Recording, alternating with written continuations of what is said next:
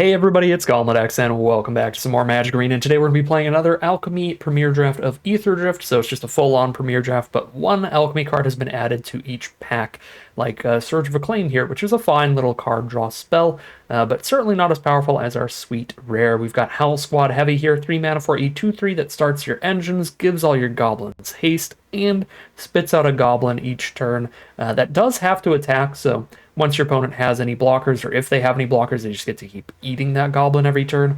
But if they don't, you're going to get a lot of extra damage in with that as well. So Howl Squad Heavy is a really nice bomb rare here that I'm just going to scoop up.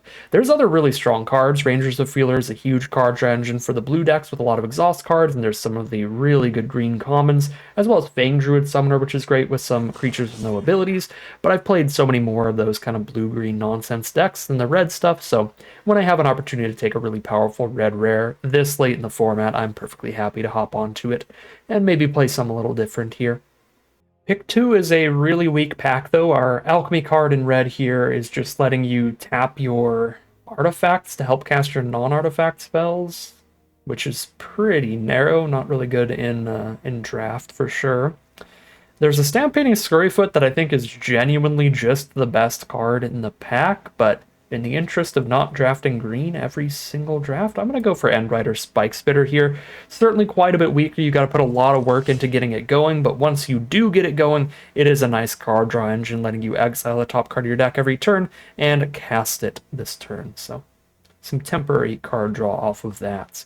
For pick 3 now, we have a Crash and Burn, stick into red with a great removal spell. That seems like the simplest and safest pick that we could make, but there are some really strong cards here that could push us off of the red, the strongest being the Haunt the Network. It's very far away from the cards we currently have. 2 red Start Your Engines cards. This is a blue-black artifact card, but it is kind of the strongest card for that blue-black artifacts archetype. So having that in our back pocket in case red gets really cut, having a really strong backup plan could be a very reasonable option here. And honestly, I think that card is insane enough to actually just take it here. And that can be our off-ramp if red is completely cut here. But if not, we end up just cutting the Haunt the Network. That's fine. It's still really early to be speculative. Pick 4 decent blue removal spells like Flood the Engine and the Bounce Off. There's a Night Market here for fixing no matter what we end up playing. Swashbuckler's kind of narrow. You have to attack with a pirate and a vehicle to get that trigger off, but it's a pretty strong trigger if you can do that. But I'm not actually that impressed by the card to go for like a 2-color rare here. There is a Tarian, which is again the strongest card in the pack. That's just kind of how this format is. There's just a ton of like, oh, the strongest card is green, the strongest card is green, the strongest card is green. And I'm just kind of tired of it, so I'm still going to ignore that. I think I'm just going to go Night Market here and play it very safe with that fixing. Pick number 5, we've got Keen Buccaneer and Nimble Thopter, some really solid blue spells. The Engine Rat's also quite nice out of the black. This one can trade into all of the big, gigantic threats that are around in the format, while also giving you a good mana sink in the late game. I think I prefer taking the Engine Rat here. The nice thing about black, if we start jumping into that color, is that we could go for some Rakdos maximum speed deck, because there's a lot of black cards that also start your engines and can hit your opponent for some damage even if you don't get attacks in, like Pactol Terror. So there's good Rakdos cards for Start Your Engines, and then the black can also give us the Haunt the Network backup plan. So if we take a bunch of black, we could go red-black or blue-black based on how the draft goes from here, or could try Mardu. Obviously, the more aggressive your deck is, the more incentivized you are to have a streamlined mana base where you're not playing a bunch of tap lands and you don't have to play off curve. You really need to hit your colors on the turns that you're casting your spells, right? You need to go 1-drop, 2-drop, 3-drop if you're being aggro. So 3-color spells are weaker in aggressive decks, but this is literally like designed for aggressive decks. So it pays you off a lot when you do hit that splash color. 3 mana, 1/4, double strike.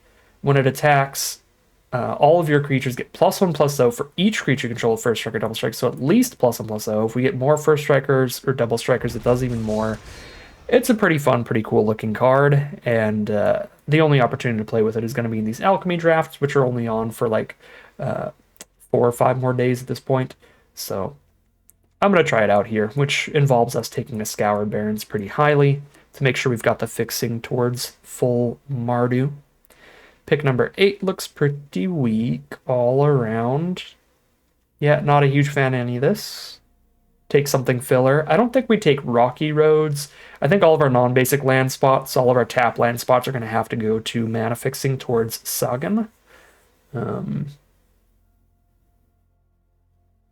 So probably Surveyor or Burner Rocket. I doubt we're playing a bunch of mounts or vehicles. Burner Rocket Combat Trick probably slightly better. The Surveyor, just the only 2 toughness on the 3 mana card, is pretty rough. Pick 9, we've got a Wreckage Wickerfolk and an Hour of Victory in here, and a Crash and Burn. This is a really excellent sign for our kind of Rakdos Start Your Engines deck. Wickerfolk has some really nice synergies with Haunt the Network if somehow we get pushed off this, but I think at this point we're kind of locked towards the Mardu here. But it's also really good at getting some damage in and raising our speed by being an evasive threat. The issue is there's an Hour of Victory, which is a really good payoff if you hit maximum speed, because you get a 3 mana 2/2 and you get a tutor. You get to grab the strongest spell in your deck, slap it into your hand, so I'll take Hour of Victory there. I do like Mutant Surveyor and Grim Javelineer, honestly, in Start Your Engines decks, but I already have 3 mana creatures this early in the draft, so I think that mana slot is going to be contested enough that I'm not too worried about getting more of these just decent 3-drops like Javelineer and Surveyor, to where I can spend this pick on more fixing to make Sagan a very reasonable play. Here's a Leonin Surveyor. This will probably get cut. Currently we look like red-black splash whites, but this does give us that backup plan of maybe red white splash black or black white splash red, anything like that. We have some random filler creature towards that now. Here's another Burner Rocket. I mean, it's a particularly fun combat trick when we've got a double striker. I don't think Wickerfolk Indomitable has a lot of good synergies in the format. There's just not a lot of like treasure production or anything like that to keep reanimating it. I really like Maximum Overdrive, honestly, in aggressive decks like this, to where I'll take it over Mutant Surveyor, because there are tons of really beefy creatures, as you can tell by how insane most of the green cards are in the formats. So being able to keep attacking in, to where if they don't block, you raise your speed, and if they do block, you kill their giant creature, it's really, really nice. So I do like Overdrives a lot in this deck. Pack 2, pick 1. Overdrive is, okay, not actually insane with Dynamite Diver, because it does give Indestructible, so it doesn't do the thing I want. Usually Death Touch tricks are really nice with little pinker cards like this. But technically not with the Indestructible one. This pack's pretty weak for us. Best card's probably green, probably Fuel Tank Feaster. But Glory Heathlinks is also pretty strong. The issue with that is that if we're splashing white, we don't really want a 2-drop out of white. Duretti is really narrow. If we get some really expensive artifacts we can cycle, then it could be decent, where we end up like playing these Burner Rockets as combat tricks, then sacking them to Duretti to reanimate a cycled card. I think that's the most likely card to end up playing super well here, so I'll just grab that, but again, I'm not super pumped about taking that this early. For pack 2, pick 2, we have Siphon Fuel, Ride's End for good removal spells. Ride's End much better for exiling and potentially being more efficient. Apocalypse Runner is solid for the Rakdos decks, helping you get that extra damage in with the unblockable swings, but I think we just take the really excellent removal highly here, especially when we have 0 removal spells so far, and I'm fine to splash in a single white removal spell for the late game, so I'll take a Ride's End on this one. Pick number 3, here's a Grimbauble and a Crash and Burn. With Duretti in the deck, Grimbauble does go up a lot in value for managing to stick around on the board to get sacrificed later, while also being our early game removal to clear out their first blocker. I actually think I'm going to take Grimbauble here over Crash and Burn Apocalypse Runner. Since there's 2 of these, I'm hoping we can wheel one of the Apocalypse Runners, right? Like somebody takes a Crash and Burn over the Runner if they already have 1 copy. Let's take a Grimbauble here. Pick 4. Alright, Zahir is probably worth the splash because it's a strong enough maximum speed ability that it's okay if we don't hit white on turn 2. If we don't cast this spell until like turn 5 or 6 or whatever. If we're at max speed, it's still very good, so I'll grab Zahir off of this one. Whew, Chomping Mastosaur. That's going to keep us very heavy into red because this is one of the strongest red rares, period. Again, one of these alchemy rares that's super busted. So a 6 mana 6/6, discard a card and draw a card. But every time that you discard a card, which triggers when it enters, and every time it attacks, you're also shooting something equal to that card's mana value, and that includes your opponent's face. I could just play this and then discard Duretti or something and shoot my opponent for 5, and then like, oops, they're dead. So Mastosaur is ridiculous. Absolutely ridiculous. And every time you're discarding the card to draw a card, you're seeking a non-land card, so you're guaranteed to draw something else that has a mana value, so you can discard it next turn. Mastosaur is very, very stupid card. Here's a Wreckage Wickerfolk. Again, like having the cheap 2-mana creature to actually get some damage, and we're so low on 2-drops right now. We're going to have to start taking those. And here's some 2-drops. Here's a Tyrox. I like Thunderhead Gunner a lot, but I'm really low on the 2-mana plays, and max speed kind of decks like this, start your engines decks like this, really need that pivotal mass of 2-mana creatures to be able to actually be attacking and raising their speed early.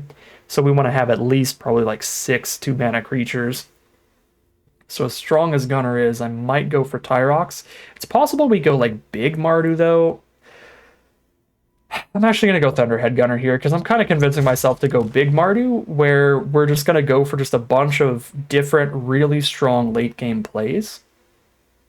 And the Gunner really gives us a lot of card draw towards drawing the strongest bombs in our deck. And here's another Wickerfolk. That helps a lot. For the early start your engine's damage again. Pick 9. I'm not going to play a lot of vehicles and mounts, so Coordinator's not even that strong of a white spell to toss in here. I guess a Kick-Off Celebrations for similar reasons to the Thunderhead Gunner.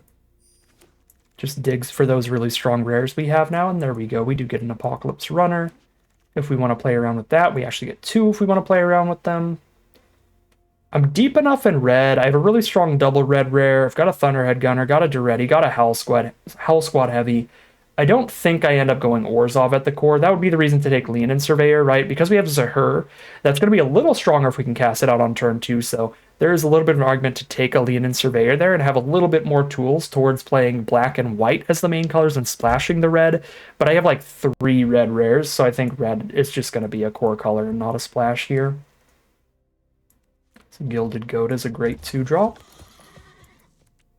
Pretty lucky picking up some late 2-drops like a Wickerfolk and a Goda there. Now I only need a few more out of the last pack, even having skipped taking one to take a Thunderhead Gunner. And there you go, one of the strongest 2-drops in the whole format, Draconautics Engineer. If we really have some powerful max speed cards and I just need to curve out, like if my hand is Draconautics Engineer into Our Victory or Howl Squad Heavy or something, then sure, we'll jam it down turn 2 so that I can attack in with it on turn 3 and try to raise my speed. But this doubles as an incredible 5, or not 5, like 6 or 7 mana bomb, where we play it and we get a 2/2 and a 4/4 flyer all off of one card on like turn 6. So Engineer's just incredible. Absolutely perfect card to open up here. Pack 3, pick 2, we got a Lightning Strike for efficient removal. I'm really low on that actually here on the interactions, so I'm interested in that. We do have an Alchemy rare. 5 mana, 4/4 mana, start your engines. When one or more creatures you control deal combat damage to a player, conjure duplicate of target non-token creature into exile. At the beginning of combat, when you're at max speed, put all the exiled cards on the battlefield, give them haste and sack them at the end step. Feels really slow, and it only does something if you connect. By the time you're connecting and you already have max speed, I feel like you're probably just killing them. I think Lightning Strike's the better pick, but I mean, I guess when in Alchemy, we'll toy around with it. Play a Smog Smasher. Alright, I've already got double Apocalypse Runner. I highly doubt playing 3 is a good idea here. We're just going to get clumped up on a bunch of random vehicles. But Gas Guzzler is really nice for this deck. Being able to start your engines on turn 1 is one of the, well, it's the literal fastest way that you can work your way towards max speed in the format. You play the Guzzler turn 1, and then just start getting attacks in with it on turn 2. Hit max speed by turn 3, potentially. So, let's grab a Gas Guzzler here.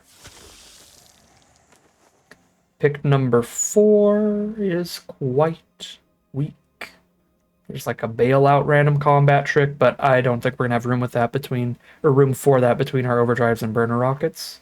We're probably gonna have to cut Duretti. We did not manage to randomly draft one of like the big cycling cards, and we would have needed multiple big artifacts to resurrect with Duretti for it to be worth it.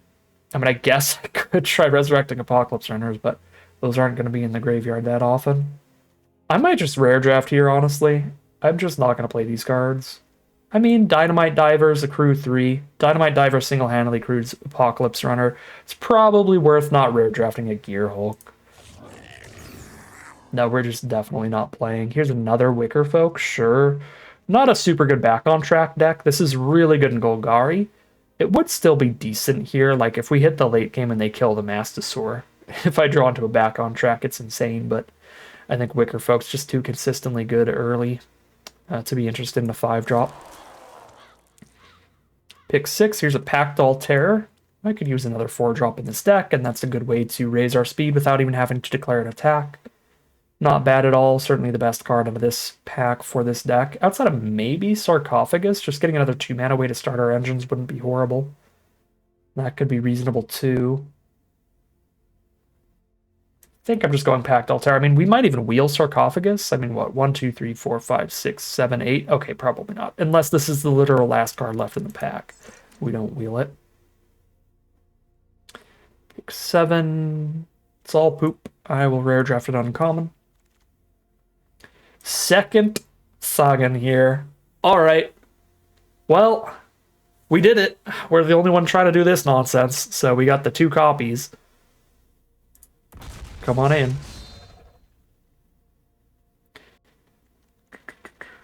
Here's Pride of the Road to splash in, I guess. Get some 2/2s. There's an Ironclad if I really want to try to get Duretti going, but I think I have so much other bomb power at this point with the Sagans, the Mastosaurs and stuff that I don't have to build around as much that I might as well not use the card slots to play some mediocre filler like Ironclad just to try to get Duretti working.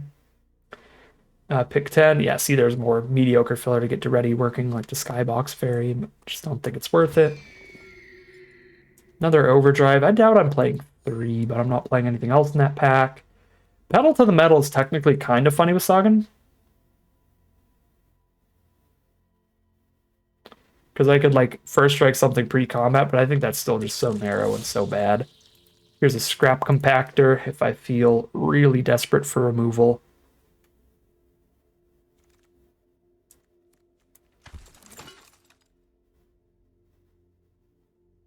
All right, this is going to be a late game play off a splash, probably. All right. This is going to be a fun deck, unique deck for sure. The double Sagan, see exactly how strong that card is. So I want a really high creature count with this card to be able to buff a wide board state and then get the maximum max speed value, right? Because once we hit max speed, the more creatures on board, the better, because we'll give the whole board plus X plus O, where X is the number of creatures we control, period, if we're at max speed, because then all of our creatures have the first strike. Sagan counts them all towards that plus 1 plus O. So a really wide board state is a really good thing with this card. So let's keep that creature count as high as possible. Try to keep it as close to 17 as possible. We've got 1, 2, 3, 4, 5, 6, 7, 8, 9, 10, 11, 12, 13, 14, 15, 16, 17, 18, 19, 20 right now. So Oil Gorger, Smog Smasher might be a little slow, a little weak. Smog Smasher I'm probably still going to run just because I'm a big goof and it looks funny. But Oil Gorger I think we could cut here. Maybe the Pride of the Road off the splash is not that insane to be worth splashing. And that lets us cut one more creature still. If I run the Apocalypse Runners, I think I want to keep the Dynamite Diver, but if I cut them, I think I want to cut Dynamite Diver. So I'm going to put these into like a separate package here, where like these all get cut together if I do cut them. And the reason I'm considering that is that I'm not going to have a lot of room for non-creature spells, so I don't know if I'll have room for the Apocalypse Runner. It is actually real nice with Double Strike, though, with Sagan. Okay, no, I'm running those, because I have 2 copies of this. If I Apocalypse Run this and then declare the attack, especially at max speed, it's going to be unblockable, then I attack, then it gets the big buff. Without max speed, it'll just be a 2/4 double strike, but just unblockable 2/4 double strike every turn is still really nice. Yeah, I like the Apocalypse Runner there. So Let's see, triple overdrive does feel like a lot, but it's also real nice with Sagan. Yeah, I think I'm running all of these for sure. And then these are the potential cuts there. Those are the two top-end creatures I can cut. I think I just cut those immediately. I do have an Hour of Victory as well. That adds 1 to the creature count, so we're actually at like 18 creatures here. I think Goda is still kind of good for this deck because of the treasure token production to hit these white rares to help that mana base a little bit. I guess I can cut Blockbuster, right? Still have 4 3-drops this way. This is really... Like, if we're not blowing up an artifact with this, then it's just really bad. It's cute to have that main deck artifact removal, but I think that can be the next cut here. Maybe I'm just good enough at raising my speed, especially with two ways to make our creatures unblockable here, that I don't really need the Pact Stall Terror. I also don't have like a monumental artifact count for this. It's going to be like 5 after the cuts. 10. Am I blind? 1, 2, 3, 4, 5. Oh, 6, 7, 8. There's 2 artifacts here that I'm not seeing. Oh, the Apocalypse Shutters. 1, 2, 3, 4, 5, 6, and then 4 in the maybe cut pile. Okay, that makes it a little better, but still, I gotta find rooms somewhere. I really don't want to cut any Wicker Folks. Those are some of our best cheap creatures for raising our speed throughout the game because of the evasiveness. I don't want to cut Gas Guzzler. I want to be able to start my engines turn 1. Engine Rat's just really nice. That Mana Sink ability can also help us reach max speed late in the game. The Engineer, the Sahur are 2 of the strongest cards in our deck. The Goda helps fix us. All of our 3-drops are bombs. Even the Hour of Victory can tutor out a bomb once we're at max speed. Spike Spitter's a card dry engine once we're max speed. Gunner's a card dry engine. Mastosaur's a bomb. Smasher is a bomb? I mean, we'll see. I'm just not going to cut Smasher because I want to see it do things. Yeah, that leaves Pact Altair as like the only really viable cut in my opinion, unless we go down to like 2 Wicker Folk instead of 3, but I don't want to do that. I mean, again, I could cut Dynamite Diver, but I think it is very cute with the Apocalypse Runner. And I actually have a lot of like 2-power creatures, so I'm not super good at crewing the Gunners without a card like that. And being able to crew it as well as use the unblockable ability is really important to it actually being decent. All right, so I have to cut 5 more cards. I have 1, 2, 3, 4, 5, 6, 7, 8 cards over here, so I can put 3 back in. And that's it. I want to play the Ride's End because Alchemy Premier Drafts are incredibly bomby. They're the normal play boosters with an added card, and that added card is always an uncommon, rare, or mythic. So they're just strictly even more explosive than the regular format. So we got to be prepared to blow up some bombs. So I think we put Ride's End in for that. That makes me kind of want to play Scrap Compactor as well, but that's a very inefficient way to blow up a bomb. We can use Maximum Overdrives and try to leverage those as ways to clear out big blockers from our opponent. We're an aggressive enough deck that our opponent should be forced into blocking with like their biggest creature to try to eat something without losing a creature often enough to play the overdrives. I think at least we definitely play those over the rocket. As much as I'd like to play Celebrations to be able to dig for the really powerful plays, we have a lot of them in the deck. We have a lot of Surveil going as well, and I don't know that I really have that room in the non-creature slot for stuff that isn't helping clear out the board because I'm using those slots on Apocalypse Runners here. So I think I cut those, and then we cut 1 land. Yeah, I mean, this deck has a really great 6-drops and 5s, and it's a 3-color deck, so we want as many sources of each of these colors as possible. So it's actually probably slightly incorrect to cut a land here, but the stats don't change that much on how often you're going to draw lands between a 16 and a 17. So I think the deck's going to be slightly worse cutting a land here, but I am lazy and don't want to cut a non-land card. I mean, I guess it's probably cut Overdrive, play 17 lands is the right way. Feel like that's probably the thing. I mean, I've got a lot of 2s and 3s still, and again, all that Surveil. This Surveils too. No, I'm going to do 16. That's what I feel like. We got 15 black cards, 12 red, 4 whites. We have 6, 7, 8 black, 6, 7, 8 red, 1, 2, 3, 4, 5 white. I actually think I just straight up agree with the auto-suggester this time, which is rarely a thing, but I do kind of agree here. Our mana base is actually, you know, despite being a 3-color aggro deck, it's not that terrible because we don't have any cards in the entire deck that need double black, and the only double red card we have is a 6-drop, so I don't need 2 red sources till turn 6. That is really, really helpful. That, like, if we just have a swamp and a mountain, we're good to go on the majority of our spells. Yeah, that's really nice. Yeah, so I like those counts. I do need to cut one, though, to be at the 16 lands, which I think... I just need 1 white source, and all the white spells are strong enough to still be good later. But all the creatures are better early. The Saga and the Zahir. Kind of still want to keep 5 white sources in here, which means cutting a red. It's got 15 black cards, 12 red. And again, I still only need that double red really late. Yeah, I'll cut a red source here. And yeah, we will call it a deck here. Let's see how it does. Ooh, all right, no white source here, but we get to try all the alchemy hotness on this one. That's a keep. Play the Wicker Folk, surveil away anything that is not mana. If we hit the white source turn 3, this hand's going to be spice. Okay, at least we hit the land drop. Let's see. Oof. With Thunderhead Gunner, Mastosaur, Smasher, Sagan, I don't think I can keep these, as much as I'd love to just drop heavy next turn. I mean, maybe I can still keep heavy. I have the land, so just going land Howl Squad heavy next turn is really strong. But yeah, I mean, not digging farther for lands is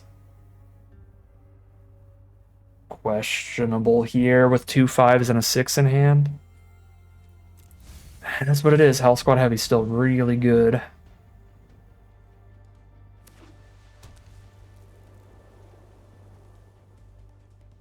Playing against green, white. There's a Leonin Surveyor. No! My poor 1/1 Goblin is going to get eated.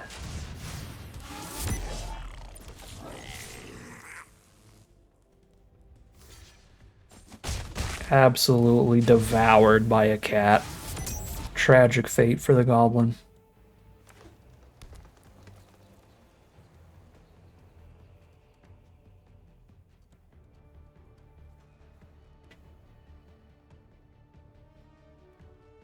Starting my engines here is actually really nice as well, because we could hit max speed before we play the Sagan or the Smasher. Oh, that's so lucky. Okay. I don't get to play anything this turn for hitting that, but now I'm only 1 land away from the Smasher, the Thunderhead Gunner. Veteran Beast Rider, incredible card. I think one of the strongest uncommons in the format. A massive reason to immediately just jump on the green-white train. The 3/4 body is incredibly hard to attack or block, and if that weren't enough, it gives the whole board +1/+1. It always threatens to do that, to just ruin attacks and blocks against it, and to make it extra sure you can never race it or attack back, it gives your whole board vigilance. It untaps everybody. It's actually even better than giving your whole board vigilance, because it untaps everything you saddled or mounted with, or saddled or crewed with. It's a Grim Bauble, so we can kill that Lagoran before it pops off, but really needed that to be the land. Luckily, this does have a Surveil attached as well, which is quite helpful. And here's where that Beast Rider's ability comes in. So gross. If it weren't for the fact that it untaps itself, we could just attack both here and go to max speed this turn. But it untaps everybody, so we don't have attacks with the heavy.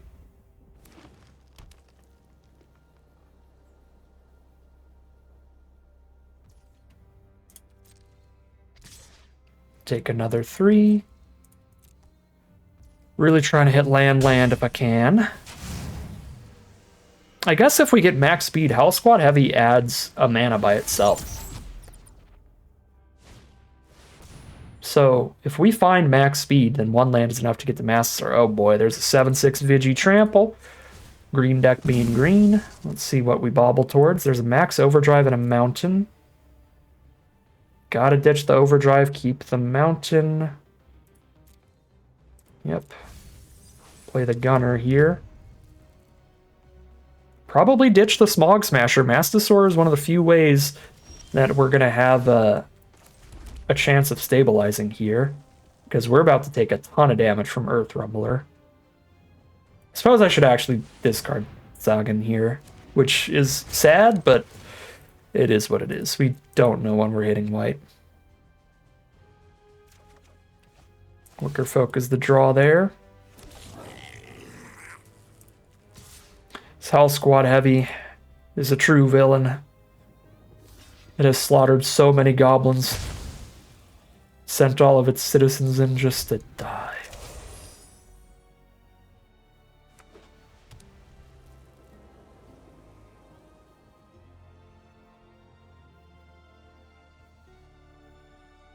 I guess it's crewmates, right?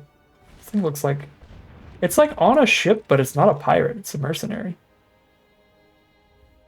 Oh, I guess because, I mean, it's Aetherdrift. It's on some kind of nondescript vehicle, like an airship or something. It's not a pirate ship. We're getting rumbled. I could double block, because they don't have 4 up. Yeah, so they decided not to do that because they see I could double block. Okay, here we go. Here's Mastosaur. So they don't have the 4 up to buff Beast Rider. Not that it matters, because Mastosaur's hitting for 5 here. This would be really funny if I never cast Smog Smasher after specifically putting it in the deck to see what kind of nonsense it's going to do. But we're definitely not casting it here when I can kill a Beast Rider with it. Draw the Draconautics Engineer. This deck is loaded. I actually really don't mind Wicker Folk here. Hits the max speed off the flying. I mean, I guess so does Engineer, right? Gets a dragon, and if I hit another land, I can do the 7-mana ability, make the dragon, give the dragon haste. Yeah, no, we still get our Thunderhead Gunner value while we can. Okay, cool. Oh, I need triple red, though. So we discard the Swamp next turn, definitely. Can't attack in the 7/6 with anybody else right now. I will have to attack in with the Mastosaur to get another trigger with it, but that'll still be like a 3-for-1, right? Because at that point, Mastosaur is going to kill like the Daring Mechanic, trade into the Earth Rumbler. The rest of the board is still around, including an Engineer. An opponent scooped before they even saw the Engineer, but I am sure once we got that Engineer down, there was going to be very little they could do. Because again, if I Thunderhead Gunner, discard the Swamp, find basically any non-land. Well, I guess I need the Mountain for the haste with Engineer, but even just playing and getting the 4/4 flyer would be good. But we're really hoping to find a non-land, hopefully a 3 damage one for the Daring Mechanic. So we attack with this Shoot Mechanic, trade to Earth Rumbler, and then I'm left with a 2/3, a 4/5 Gunner, a 2/2, a 4/4. Just a really wide board against very little. So that is the concession from our opponent. We start things off 1-0, chomping Mastosaur, just kind of being completely broken, as you expect. So that is 1-0 heading into game number 2. Beautiful mana here for game number 2.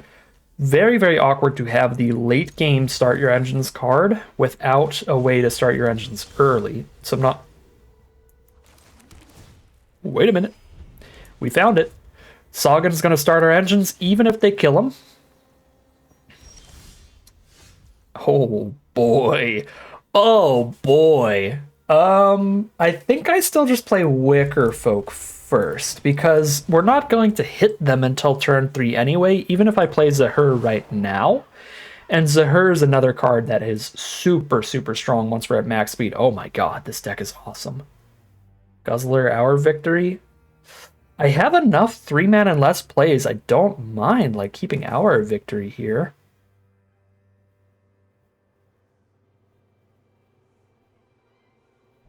I'm gonna do it. Sorry, Smog Smasher. Maybe you're never going to get cast because now this game I'm just going to be not drawing lands. Should Wicker Folk away more mana after the Saga. Oh.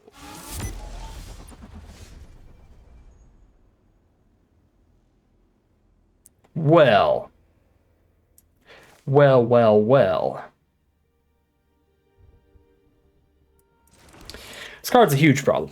2 1/1 flyers for 3 is already a really good rate. If they hit max speed, this card is broken. 4 1/1 flyers off of 1 spell.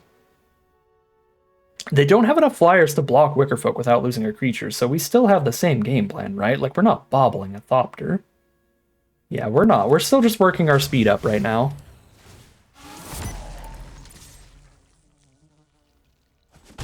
Alright, 2 speed.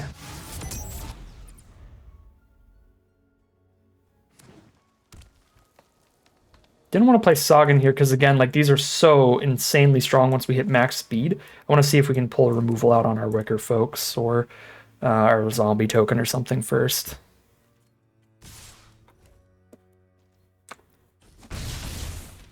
Yeah, Skytech is nasty because it also really helps you get to max speed by giving you 2 flyers off the card. Very easy to get some damage in, very evasive. It's a lot of mana up here. Pretty suspicious. Most likely counterspelly type stuff, so we just run out Wicker Folk. Hold a Grimbauble mana up for post-combat. Suppose. I mean, they could, like, trip up one of these creatures.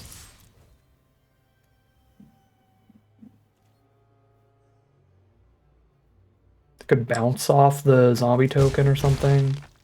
Okay, we're speed 3. Let's see that counterspell, I think.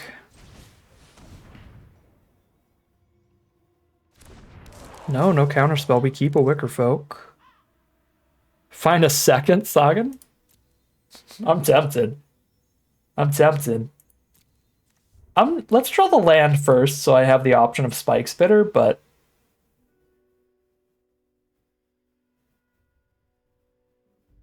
that's cool, because we're going to be max speed, so that's going to be insane. It's going to be like they need to kill the first one to have a chance, and then if they kill the first one, I've got a second. Okay, I will bobble at this point to be efficient. I've got plenty of stuff to cast here. So I'm fine just killing a 1/1 flyer. Bobble doesn't kill too much bigger anyway. And this stops them from raising their speed if they don't deal with our untapped Wicker Folk, which could draw removal out of their deck. They could Broken Wings Hour Victory or something, I guess, as their instant. Okay, it's Broken Wings the Wicker Folk, fair. So they are going to be at 3 speed. And we see what instant they were holding up. They've got 5 mana now. As long as they don't play like a... Well, Scurryfoot doesn't work because it doesn't have reach. I was going to say, as long as they don't play something that like spits out 2 creatures here, we should be able to max speed it up.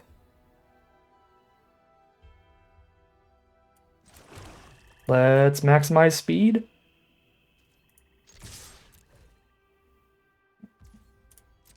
Maximum speed. There's an argument for not attacking with Wicker Folk there.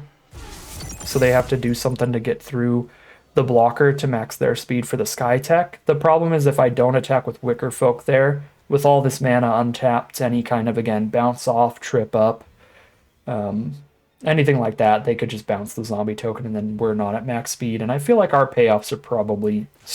I mean, with every single card in hand and on top of deck being a Start Your Engines card, they're probably strong enough to just go for max speed there. All right, we're probably just getting something countered here. Let's run out the Spike Spitter. They have to interact with that, or they can't maximize their speed because it's a reach blocker. And if they don't interact with it, it's still really strong, drawing us an extra card each turn. Sab. Sab.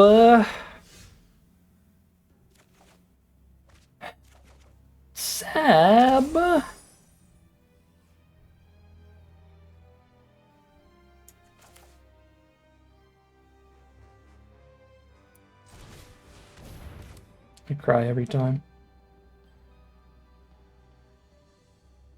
Oh, I do have exile removal in this deck. Wait, I have exile removal in this deck. I was like, what are we hour for victory or hour of victorying for? I don't know. And there was like, wait a minute. They get to draw their cards first, though. I don't have the mana to double up there. Our board's got first strike. Does that even matter? No, they got a 6/6 indestructible reach blocker. We pass. All right, they get to draw the extra 2 cards. And Sab can't block this turn. So I don't even have to kill Sab right now. Sab can sit out an extra turn and won't draw them any more cards. Thalsagan. That stops us from getting the attack triggers off. Kind of sad. Aetherhive doesn't do much. I mean, they can crew Aetherhive with Sab while Sab is unable to attack and block. Sab can still crew. Okay, there's the Scurryfoot that works with Aetherhive as well. All right, our board still has first strike. Spike Spitter, please hit a land. No! All right, well, we did draw a land, naturally.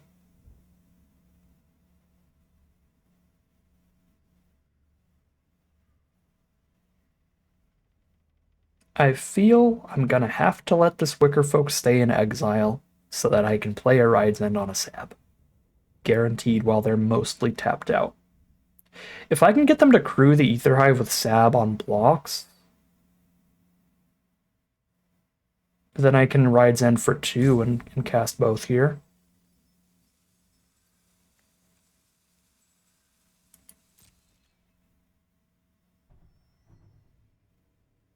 They could double block Spike Spitter. They can double block Spike Spitter with Scurryfoot Aetherhive. If they crew the Aetherhive with the Flyer or the Sab, and then we lose the card draw engine.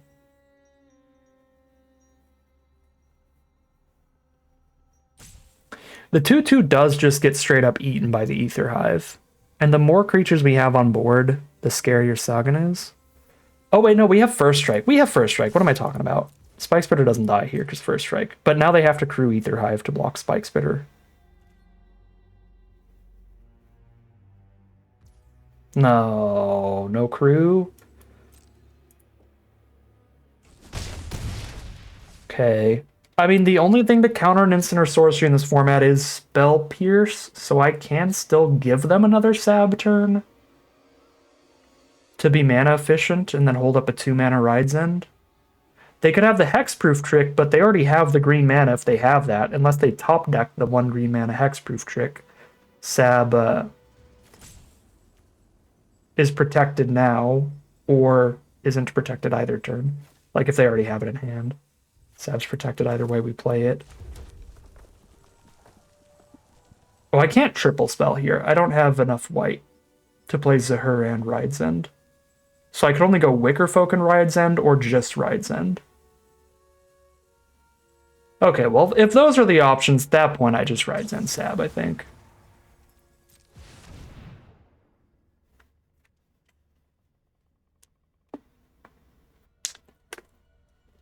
No shot they have the Hexproof trick. Oh my god. They are down to 9.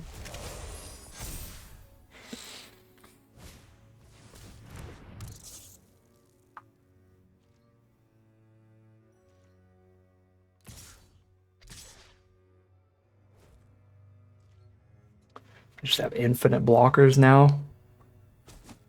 2 Scurryfoots, Skytech as well. They have the 6 mana up because they've drawn a bunch of extra cards to hit all their land drops forever off of Sab.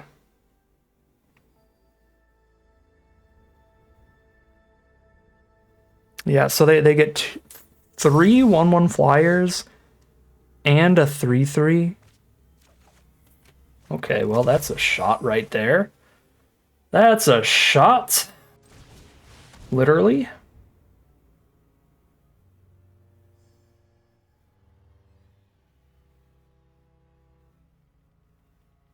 Sab doesn't get to attack next turn, so shoot face. Shoot face.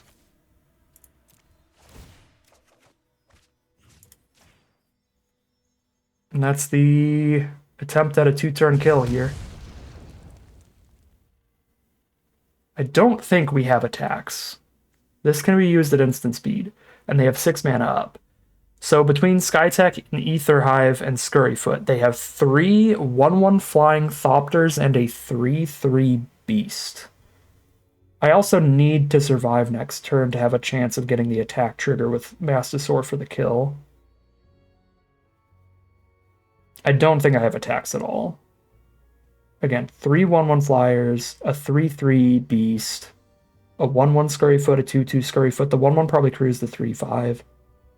I mean, I guess Wickerfolk could attack. And I just eat Thopter. 1, 2, 3, 4. That can be attacking because they're exhausting 1 creature towards Aetherhive. 4 flying power. I block 1 with spikes, but I take 3 in the sky. 2 other blockers. I block a 3/5. I block a 3/3. I'm at 6 after taking 3 in the sky. I also take 1, 2, 3, 4. That survives. Yeah, I can send Wickerfolk in here. So if they don't block, I can kill them with what I currently have in hand off of attacking with Mastosaur.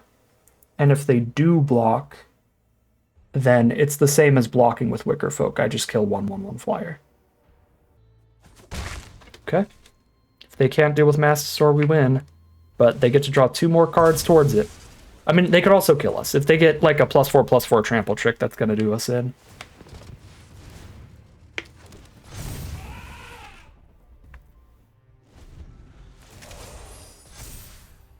If they deal with Mastosaur, they kill us either way, because if we can't kill them next turn, we lose to Sab. So we're not really playing around removal here. If they hit removal, kill Mastosaur, and either it's literally lethal on board, or it's like, well, I can't kill them next turn anymore, so we're just so dead to Sab anyway.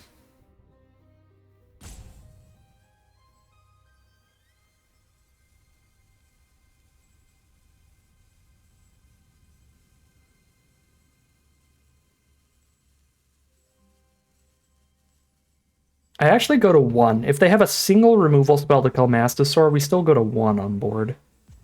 Because I can block the 3/3 and the 3/5, take 1, 2, 3, 4 from the 2 Scurryfoots, and then take 4 from the flyers.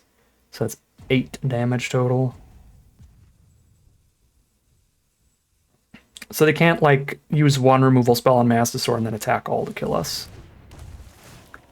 They would have to just use a removal spell on Mastosaur, pass, or attack a little bit, and then take over with Sab, which again would still be a winning play for sure. So there's Sky Serpent Seeker, Pothole Mole,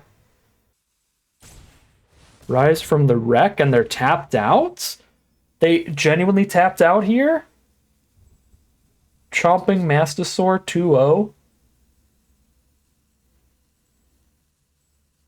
Drafted this whole deck around a really cool dinosaur and win every game with a different dinosaur.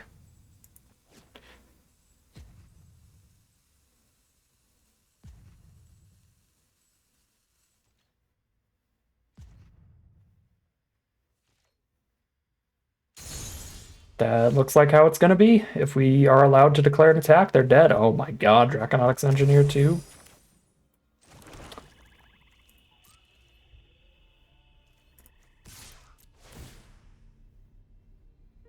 For flavor, we'll discard the other Sagan.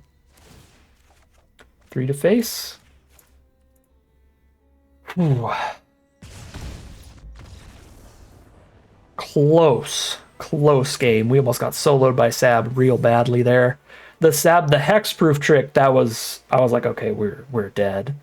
We're so dead. But Mastosaur off of the Spike Spitter was probably the only thing we could have done there to try to outrace Sab from taking over the game.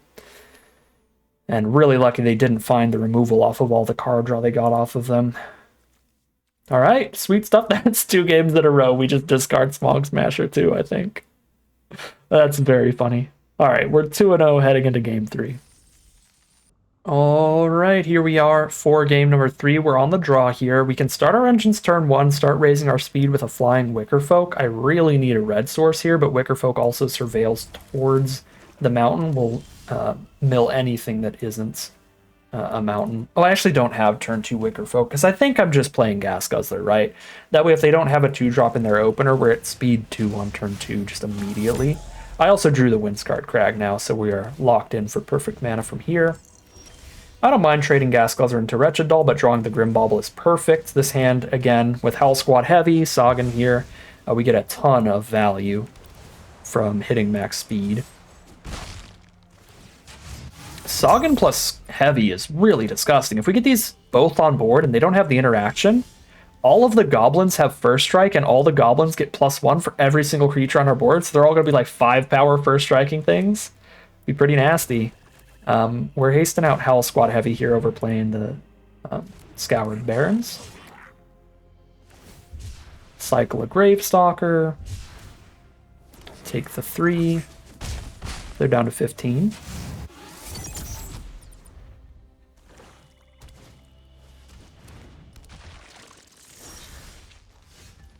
Okay. Okay, well that Plains lets me actually just play Sagan right now. So that its Summoning Sickness is gone next turn. That is kind of a monumentally huge deal, is it not? Yeah. I guess I play it main phase too. At least. Yeah, 2 Goblin tokens means they have to spend removal on a Goblin token to stop me from getting max speed. And trade a rat into the other one, which is a horrible deal for them. Okay, cool. Max speed. Oh, that also means Hell Squad is 3 mana, so I can actually play both Sagan and the Wickerfolk. My lord. Have mercy on my opponent. Oh, I should have tapped Hell Squad first. Yeah, they're just gonna scoop. That was dumb. Alright. Yeah, that was pretty sick. Pretty sick. Max speed real quick and some insane payoffs. And we did get the max speed Sagan plus Hell Squad Heavy. So again, if they didn't have removal for either of these next turn, we were going to get another Goblin token, have 1, 2, 3, 4, 5, 6 creatures on board. Everything gets +6/+0 in first strike. So these are 7/1 first striking attacking Goblin tokens. Jesus. Oh, and that wasn't even counting the Wickerfolk. Yeah, I did tap my mana wrong there.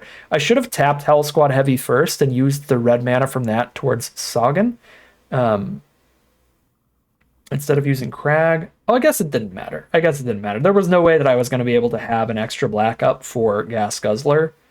Because even if I used the red from that, that would just leave the Windscarred Crag untapped, and the untapped Windscarred Crag would still not let me use Gas Guzzler. Either way, I had to spend, yeah, black on Sagan, black on Wickerfolk, and not have black for Guzzler.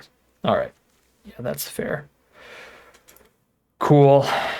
Very, very insane kind of blowout game there, and we are now 3-0 heading into game number 4. Here we are for game 4.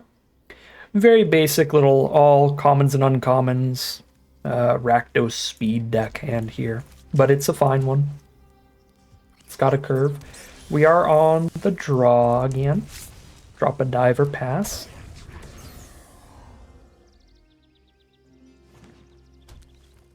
Green blue again from our opponent. Hopefully not another Sab deck. Poke 1. Holding up the overdrive. Drop Wickerfolk. Surveil. Got all the colors I need, so I think I'm ditching all the lands, but I'm fine drawing another Wickerfolk. I don't have a play next turn without drawing another 2-drop or something, so we'll keep the Wickerfolk as the play next turn. Pretty sad we don't start our engines till turn 4 for Spike Spitter. This is where the late game 4 or 5 mana start your engines cards do get considerably weaker. Which is why you gotta draft the, 1 mana, 2 mana start your engines cards very highly to go with them. I don't mind either of these draws, but we have a lot of bombs in here, so I'm just gonna dig farther towards them.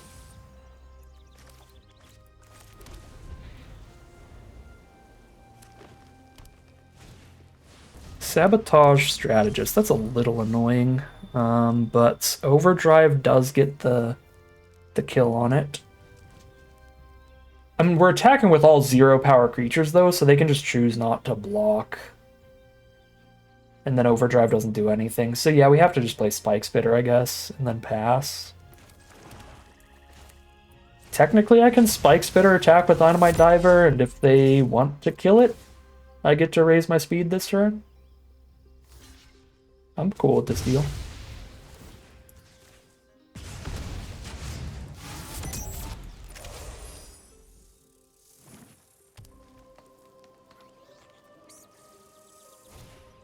Flood the Spike Spitter. Tragic. Got a Thunderhead Gunner for a card draw engine too, which will be fine. Oh no. Our opponent is the first to drop an Alchemy rare this game. So maybe we die? When this enters, conjure a Hangerback Walker. Okay, so at worst, they have a Hangerback Walker. Okay. The worst this card is you've cast Hangerback Walker. And then if they get to max speed, they keep putting counters on it for free every turn? Alright. Oh, each artifact creature? Spooky. Scarifying. I do not appreciate it. Apocalypse Runner is very bad right now against a strategist. I actually have strong enough cards in this deck, I think, to ditch the runner and dig. But, like, yeah, I've got Apocalypse Runner. I can start sneaking 0 damage Wicker Folks in. Let's go. I mean, I guess I can... Oh, no. Yeah, that's just game. Oops, 5 creatures. That's a really fun card for Constructed. Very Momir style. You get a random creature at each mana value, but yeah, in Draft, I mean, one spell that spits out 5 creatures is just unbeatable. We could still hit our Chomper, I guess. Start going Om Nom Nom. This is not the Chomper, though.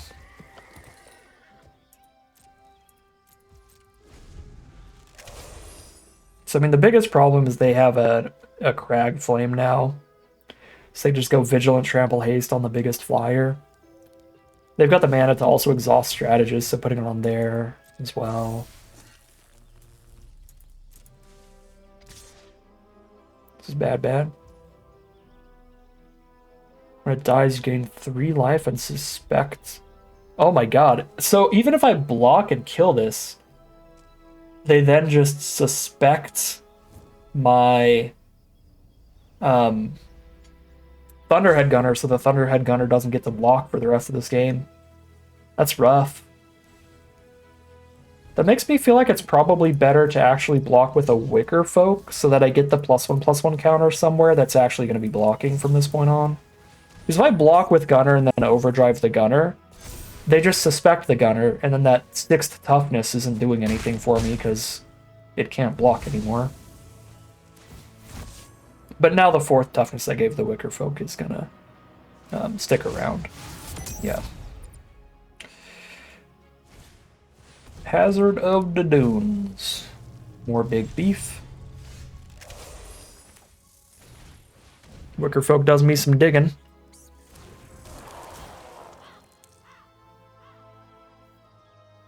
There's Chompy. I do need the 6th mana for it. And then I also need another card in hand. Yeah, this is bad.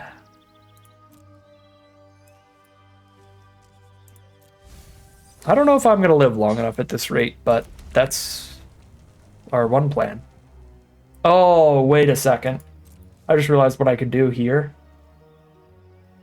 I could saddle the Goda with Gunner, because Gunner can't block anyway, and use the treasure token to play Mastosaur. So I could actually keep that land to discard the Thunderhead Gunner to try to draw a non-land card to shoot them in the face with.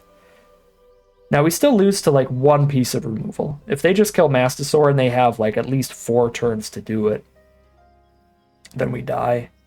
And yeah, that's true. There's no way I'm going to get 19 damage to them off of 2 Mastosaur triggers. Because they can just kill it when it attacks, too, because their board is absolutely massive. So, yeah, no. This one, we're not breaking through. Can't block that. It's a 7/7 trample. If we block. Great Fang Chroniclers.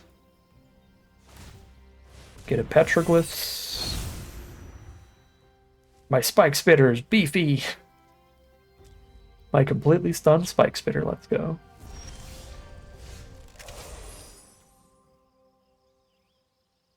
Do I get to seek an online card still? Maybe I still get to seek a card at least. That's nice. It's a 5-mana card for the Mastosaur trigger. But I did not get the damage off of playing it. Which is the big punt with that Goda there. It would be a chump attack. Like, Goda would just die immediately, but I think it was worth the chump attack to have the card to actually shoot something this turn with Mastosaur. Because I'm not in a position to have Mastosaur survive the attack to be able to shoot them twice for lethal, or shoot them like 4 times for lethal or something, I think had we played this out perfectly, it would be get the treasure off Goda, play the Mastosaur, discard something, and just kill their best creature. And then off the next attack, kill their next best creature. Make their blocks as rough as possible, try to whittle down their board as much as possible. So maybe we can win like a top deck war after all that, but it was going to be, again, a really uphill battle. I guess I do have a 3rd copy of Maximum Overdrive. That would be huge with Mastosaur.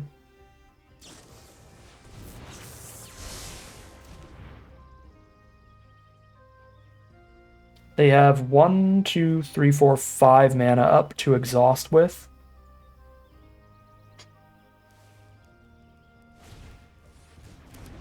Oh no, they've got the Trackhand Trainer too. Their deck is loaded. I mean, so is ours. Every Alchemy deck is just insanely loaded. We don't quite have an Ornate Imitations though. Mastosaur is probably equivalent in win rate, I would guess.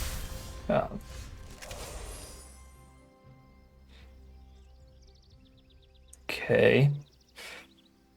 The biggest blocker they have up right now is the 3/3 Joyer's Familiar. I can attack in, Smog Smash the Joyer's Familiar or the Mabel. They still have 3 for 5, 6, 7, 8, 9, 10, 11, 12, 13, 14, 15 power to kill Mastosaur with.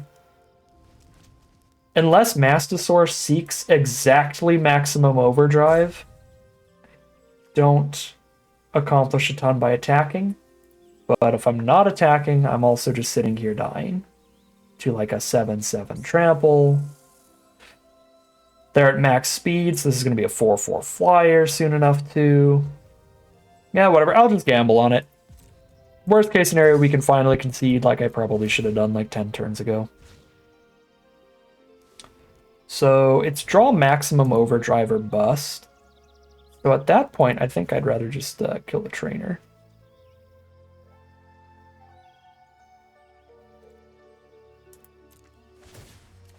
Keep the 5.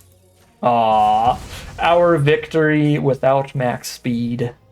I guess even if I had max speed, this is a sorcery, so I couldn't like tutor out the Maximum Overdrive before they kill my Mastosaur. So yeah. Alright.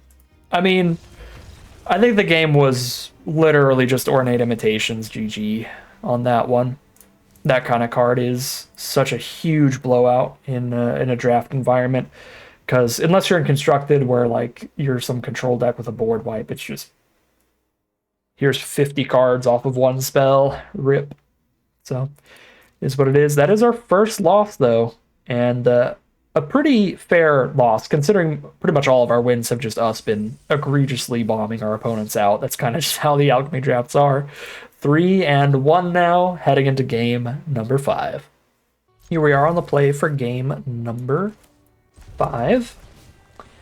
Not a super great hand, but we have all 3 of our colors. We get to start working our speed up on turn 3, and that's Overdrive and Bobble. Help make sure the Dynamite Diver can get in and raise that speed. Not make sure, but make it more likely. Specialists. Jam in. They don't want to trade into a 1-drop. Fair. Here's Hour of Victory. And go to speed 2. Pretty fine with trading a 2/2 zombie into the specialist before they can exhaust it and make it a 4/3. Ooh, Hell Squad heavy. Get a goblin here. Love to kill that thing. I really would. So I guess if they block, we just overdrive. They don't block them speed 3. Mana away from Smog, smashing it up.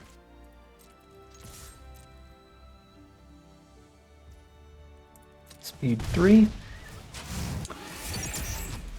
Means I got no play this turn. This is bad. This is very bad. Maybe I needed to just kill the 1/1 goblin and keep the 2/2 to block the other 1/1s. But then I have to deal with the 2/1 thing. So I have to like overdrive that thing.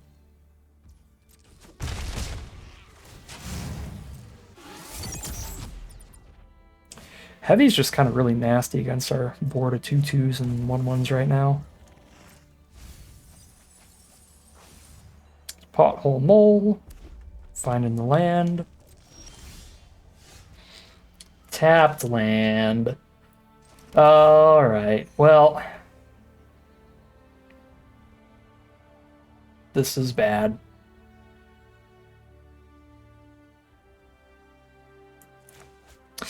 Might actually go back to the drawing board and cut an overdrive for land like I was thinking about initially, because the other problem with overdrive is if they clump up in your hand together, they're really, really bad. You need to have creatures out with them, but we're like a 17 creature deck, so I thought it was reasonable to run 3. But yeah, drawing duplicates is still horrific at any point. Here's where I'm going to get absolutely demolished for not having double black, because they can just respond with their own removal spell, and we lose the game on the spot.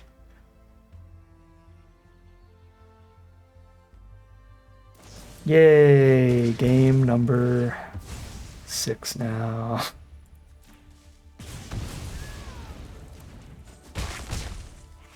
This is why I kept attacking with the Dynamite Diver as well, instead of trying to hold it up and block Howl Squad, because it's just so horrific to get 2 for 1 trying to block an overdrive, which this probably was in their hand when they were attacking with Howl Squad heavy early, so if I did just hold up, I would go block overdrive, they run over, and then we just lose there.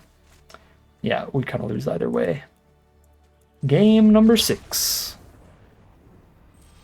Here we are for game number 6 on the draw again. I think we've been on the draw more than on the play today by a good margin. This hand is very strong. Bloodghast to start it off from our opponent. That keeps coming back from the grave every time they play a land. It's kind of nasty. Wickerfolk is solid against it as a 3 toughness blocker. They could still bobble it pretty well.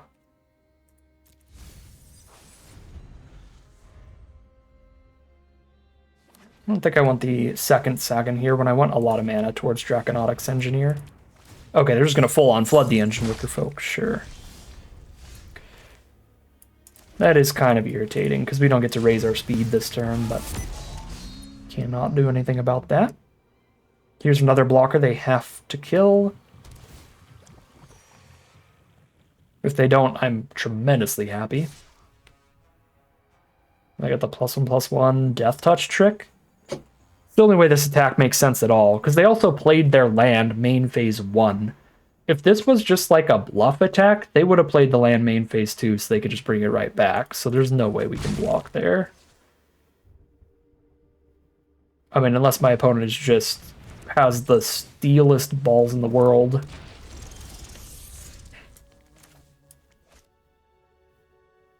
Okay.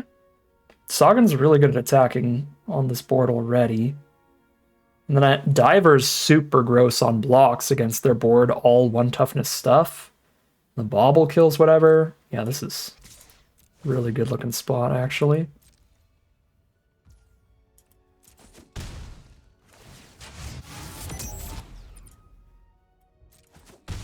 Kind of wish I had double black. That would be super sick.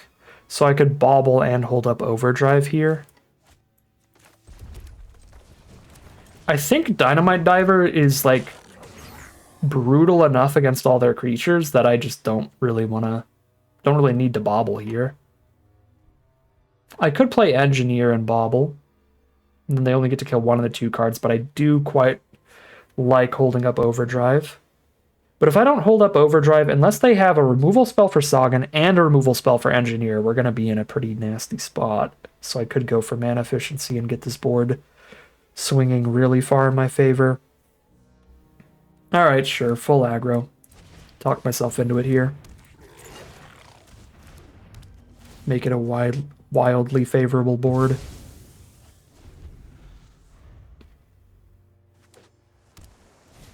Show me double removal, and that is not double removal.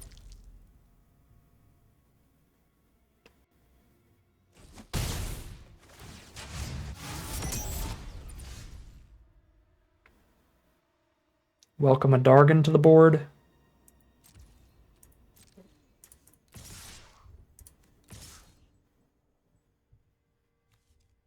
It's a 4-mana exhaust. I'm fine trading Engineer into the Engine Rat and just keeping the Dragon around.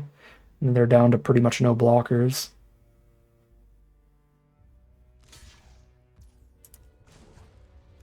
I mean, I could also trade a Maximum Overdrive, but I'm just going to get the Dragon and trade off there. Save an Overdrive for Sagan or the Dragon token. I've not liked these Apocalypse Runners. I have not once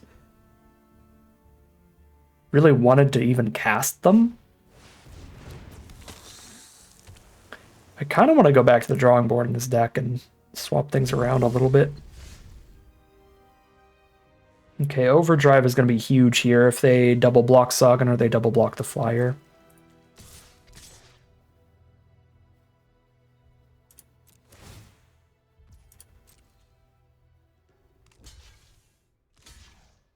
Alright, they got no cards in hand, so this should be GG. Eat those for free. Maximum speed. Yeah, there's the concession from our opponents.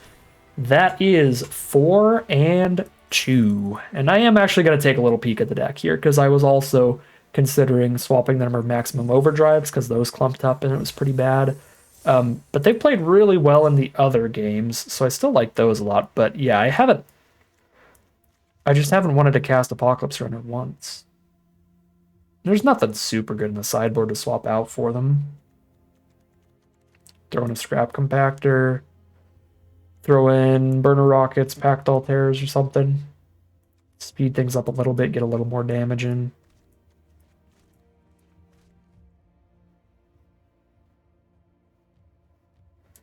Yeah, whatever.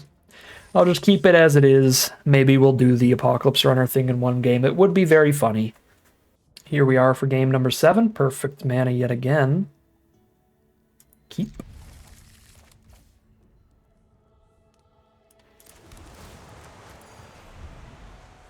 Wicker Folk first, so if they go for a cheap removal spell, they're killing that instead of Zahur. And I will still be at speed 2 on turn 3. I'll still be attacking to raise speed. We want all the mana in the world. We just want to make it to Mastosaur and win off that, as we have done many times before. So just mill all the non-lands with Wicker Folk. Gibberick Omnivore, pretty happy with the sequence here, because now we have the Flyer to raise our speed instead of the non-Flyer.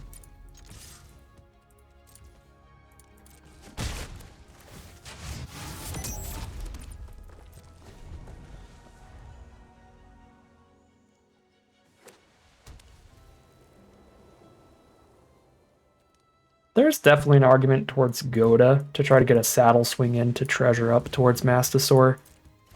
But this is the fastest way to move towards max speed, which is also huge for this deck. Basically all of our non-Mastosaur bombs care about having max speed to be really deadly.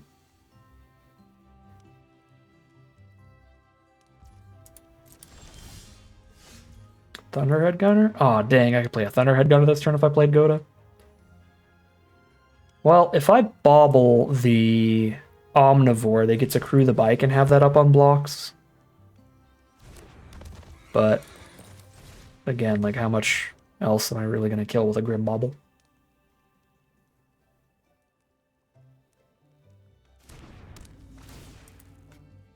And get that mana out of the way. It's not like I'm casting Grim Bauble next turn or the turn after. I need all of my mana to play Thunderhead Gunner or Chomping Mastosaur.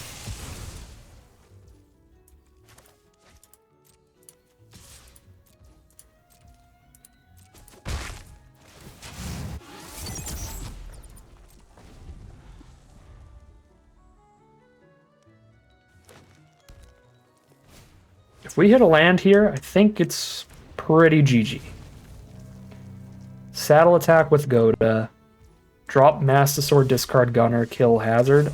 I should have specified, shouldn't I? Because that sure is a tap land, isn't it? Alright, well, that means our attacks are now really bad. Because I would be chump attacking with Goda just to play a Thunderhead Gunner.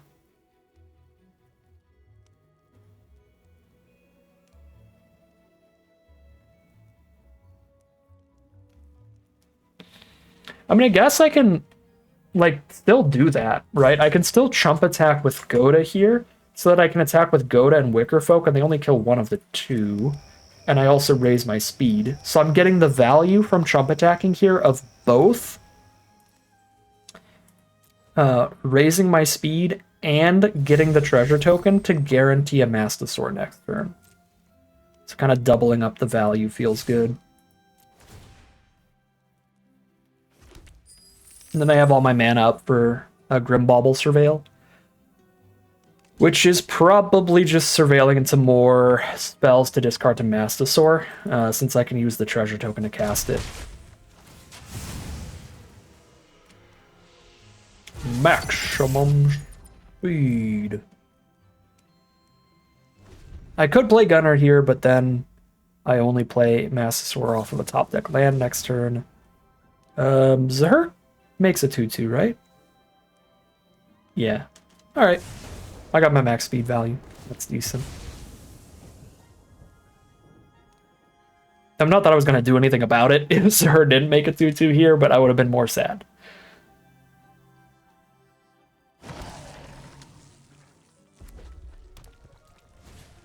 Venom Shaklagak. Wish good luck. Food, treasure, vehicle.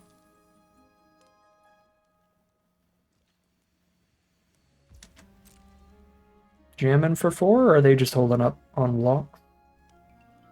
Holding up on blocks. Let us surveil. Draconautics Engineer. Yeah, I'll keep it. We take those. Mastosaur. Auto win. Here's my green-blue mythic thing. Discard Gunner, kill Hazard.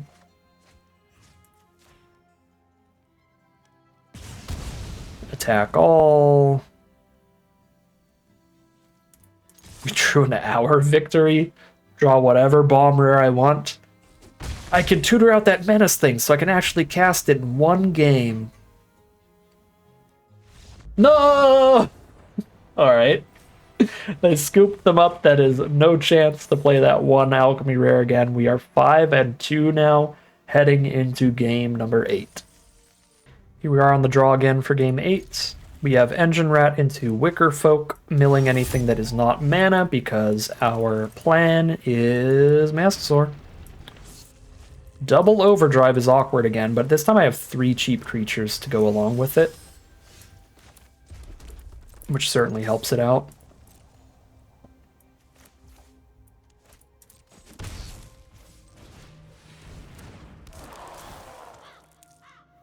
Goodbye, Zahur.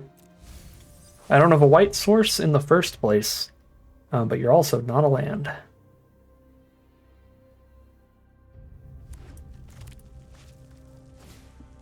Stock up from our opponents. They grab their strongest cards out of the top 5. Try to do some scary stuff over there.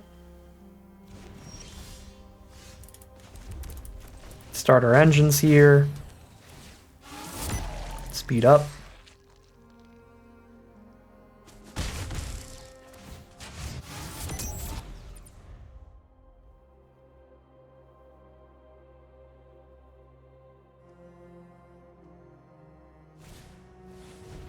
Kick off celebrations. Discard a card, draw 2. That could have some combos in blue-red. They are the color pair that has like cycling cards. Well, they had a little alchemy synergy there. Discard a jumpstart card, so they can recast this from grave by discarding another card. Oh, and there you go. There's the super spooky alchemy cycling rare. So it's got that ability where it gets a +1/+1 counter when they discard a card, but it also lets you discard the cards to seek other cards. So really nice. Basically, discard a card, draw a card every time it attacks, and put a +1/+1 counter on it, and put a +1/+1 counter on it every time you cycle something. Very spooky card for the deck. That's going to force me to hold back the Engine Rat here, I feel, to try to overdrive the Arius. Or not the Engine Rat, the Wicker Folk. I guess I just play Spike Spitter, right? Because, like, if I hold back Wicker Folk and Spike Spitter, then they're not going to damage me unless they discard 2 cards this turn. And there is always, as we got blown out by before, in that one loss where we basically had no other choice, the chance that I try to, yeah, they've got the instant speed removal. Wait, are they going to double removal? Spike Spitter? I'm pretty cool with that. Yeah, 2 for 1 themselves? Okay. I was going to say, the chance that I like go for the block, go for the overdrive, and they respond with Lightning Strike on Wicker Folk, kill my overdrive and my Wicker Folk, then it's a pretty bad deal. Or they bounce off the Wicker Folk in response. Oh wow, they didn't get a counter on Arius? How did that happen?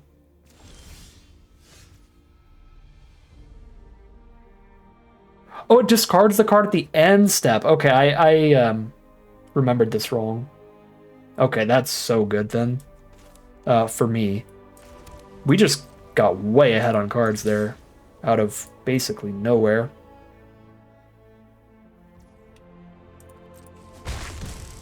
Okay. This might be a little greedy, but I'm just going to seek something I can immediately cast, so I think I'm just getting the Goblin Rare. Like, it's a scary card by itself, but it also makes sure no matter what I draw, I'm playing Mastosaur next turn, because it is the red mana. That seems very reasonable to me. I mean, maybe I'm supposed to just take the biggest bomb, like take Draconautics Engineer or Sagan or something, but I wouldn't be casting any of those right now. I'm just going speed mode. Heavy's also really good with the double overdrive, making sure we have plenty of creatures left around to make these cards also usable. There's the concession from our opponent. We're 6-2. We made it all the way to the final boss of this alchemy draft with this sweet Dino War deck, max speed deck, Sagan deck, whatever you want to call it. Yeah, we're way in the money right now, and we're in the final battle to potentially get maximum prize out of this draft if we can win this final game. So fingers crossed here as we head into the final boss. Final boss time. We have no red source in the hand, but Wicker Folk surveils towards it, and we have the Wicker Folk into our victory to work our speed up.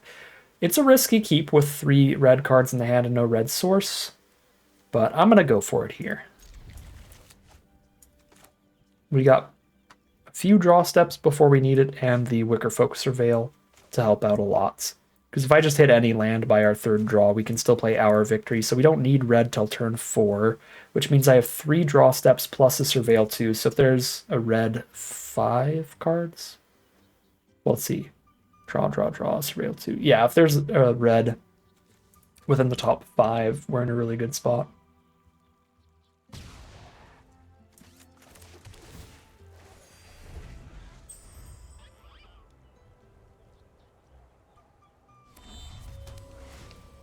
Scrap Compactor turn 1 from the blue-green deck again.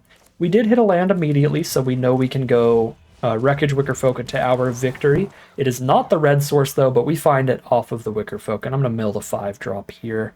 Well, I've got the 4 mana I need to cast literally everything in the hand. I guess I keep the 5-drop then. This is my last opportunity to actually cast Smog Smasher. So we'll take that opportunity if we can.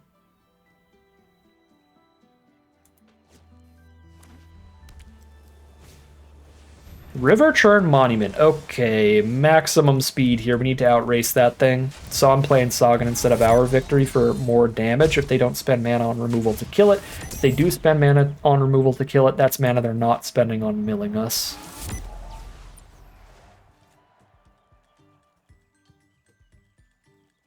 We're not going to cast Smog Smasher because they know I surveil to the top, so they're just going to mill it. I don't actually care about that card, but that's brutal that I'm just not going to cast it one time when I wanted to see how good it was going to be. That's so funny. The counterspell in this format is a blue and 1 to counter a creature or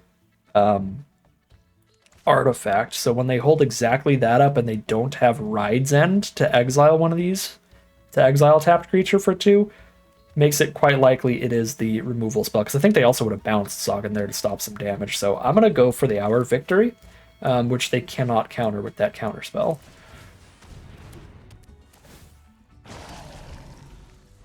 There's always the chance they have just garbage in hand, which if that's the case, we're probably still winning off of just playing Our instead of this Spike Spitter. Even if it does mean a little less damage. Yeah, the way they're playing really makes me feel like it's just like counterspell in hand or garbage. But now it's 1 more mana up, so it could be removal that they didn't have access to before, like activating Scrap Compactor. So we might be able to get them to tap out a Scrap Compactor and then play Spike Spitter. I'm not going to overdrive just like a 2-2 here against Compactor. I'd rather play a 3-4. Overdrive is like, basically, either I put a 1-3 flyer and a 3-3 on the board, or a single 3-4 that draws me a card every turn. I think a 3-4 that draws me a card every turn is better than a 3-3 and a 1-3 flyer. Well, I guess because Sagan's ability, yeah, no. We actually do overdrive here. We get more damage in right now, and again, it's the argument of what's going to be better this game. A 3-3 and a 1-3 flyer, or a 3-4 that draws a card each turn, and with how fast the game's going and how much more damage we get, oh my god. I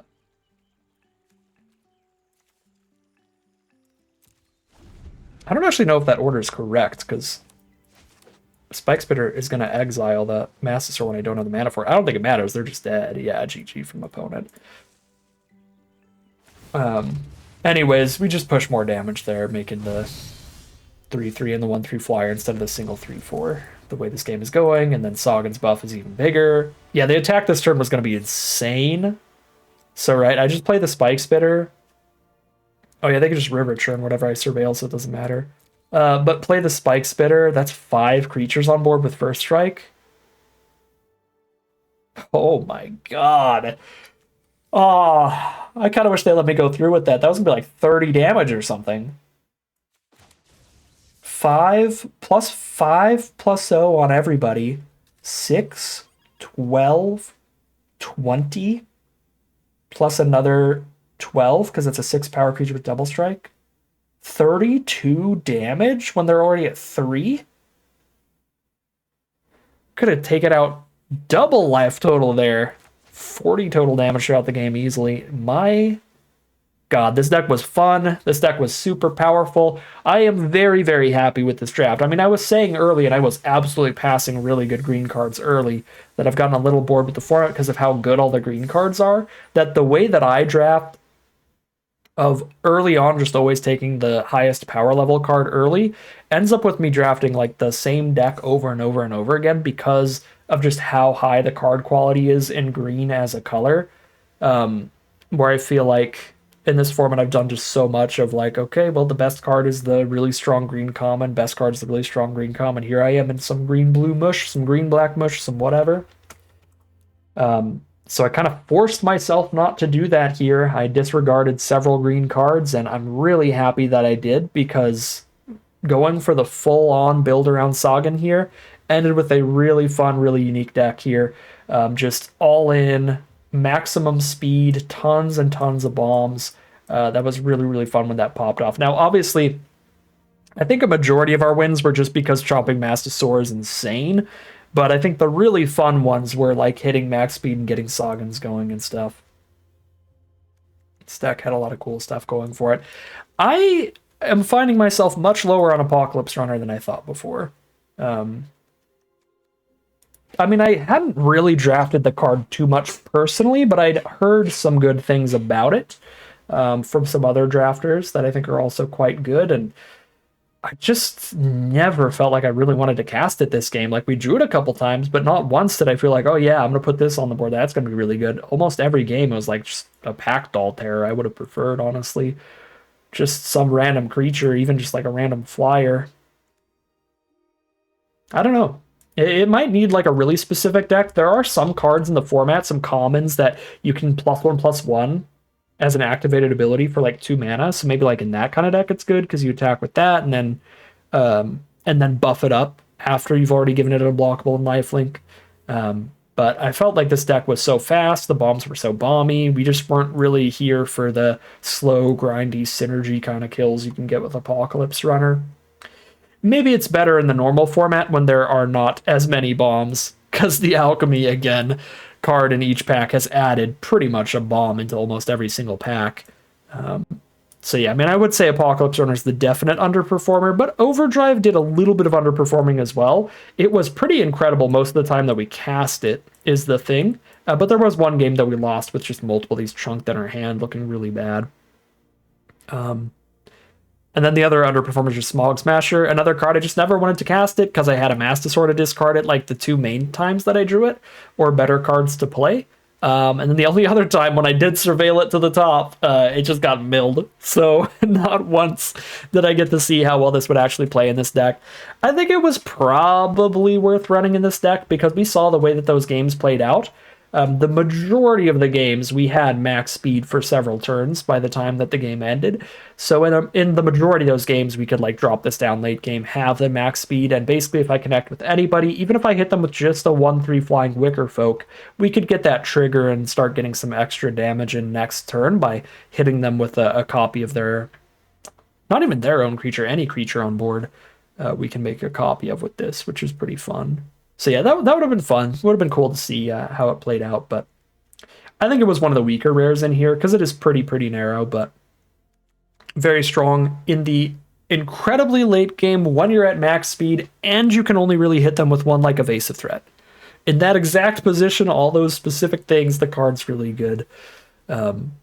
Otherwise, it's just a 5 mana, 4/4 menace, which is not much to scoff at. So probably the weakest rare, but still I think would have been fine if we ever did cast it. We just never wanted to. Yeah, deck was loaded. I forgot we even had one of the best rares in the main set too, Draconautics Engineer. My god, this deck was an absolute bomb, an absolute blast. The Gas Guzzler put in work too, starting the engines turn 1. Yeah, that's a lot of rares there. That's a lot of rares there. All right, I'm going to stop gushing over this deck. That was a fun one. If I want to gush over it more, I can just go back and watch the video. That was a sweet draft. 7-2 is the final record for maximum prize out in today's draft. But that is going to end today's video. As always, I'd like to thank my patrons and YouTube members for their support, as well as you for watching the video. If you enjoyed it and you're interested in seeing some more, you can always like, comment, and subscribe to tell the YouTube algorithm to send you some more in your recommended feed. If you'd like to catch me live, you can check out the Twitch channel in the link in the description below. And if you'd like to support the channel directly, you can check out the Patreon link in the description below. But other than that, as always, thank you very much for watching, and I'll see you again soon for some more Magic Arena.